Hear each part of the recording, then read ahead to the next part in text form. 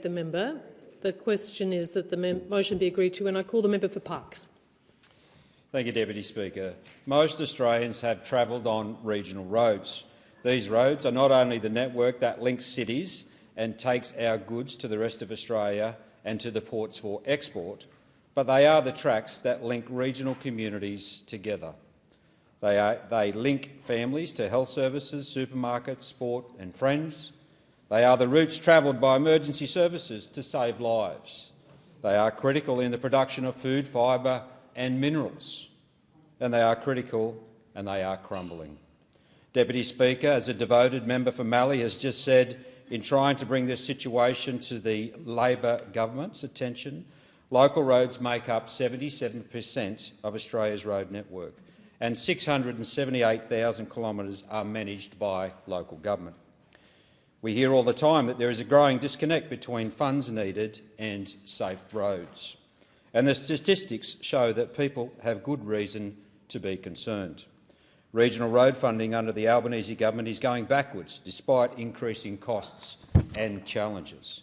Councils, such as the 20 councils within my electorate, the electorate of Parkes, simply do not have the funds to keep this unwieldy burden afloat. They alone cannot wear the cost of keeping Australia connected. A look at the data from NRMA shows that road infrastructure backlog for the 20 councils in the Parkes electorate between 2017 and 20 and the last 4 years of the coalition government averaged $86.2 million. Road funding grants over the 7-year average of $102.4 million. The end result is that road funding under the Nationals and the Liberals was there ready to meet the needs to ensure safer roads in our communities. For the past 3 years of the Labor government, the backlog figure has blown out to an average of $236.7 million a year. This means now councils only receive 43% of the funds they need to address that backlog in the Parkes electorate. This is an increase of more than 250% in the Parkes electorate alone in the years of the Albanese Labor government.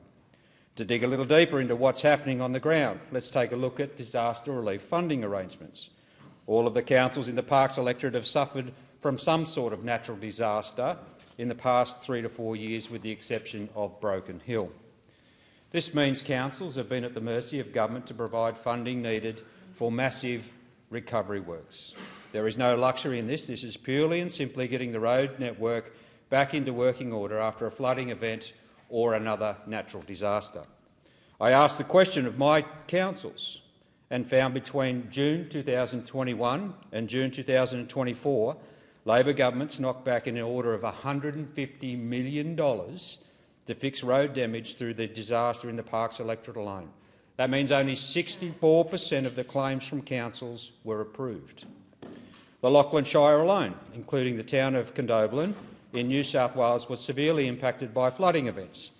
Only $25.9 million was approved out of an application of $54.9 million needed to fix the roads. That's $25.9 million shortfall in one shire alone.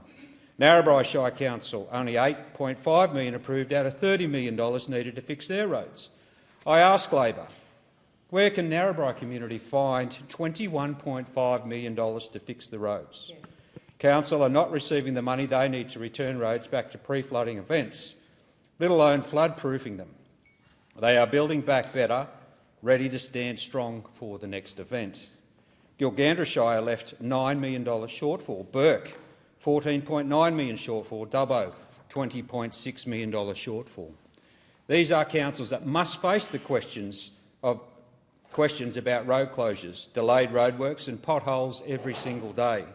They're being left to deal with the frustrations of people who can't use these roads each and every day. Deputy Speaker, a thin strip bitumen cannot last forever, and the investment to maintain and improve our roads is just not happening. Councils are forced to consider building or rebuilding roads for a price instead of a standard.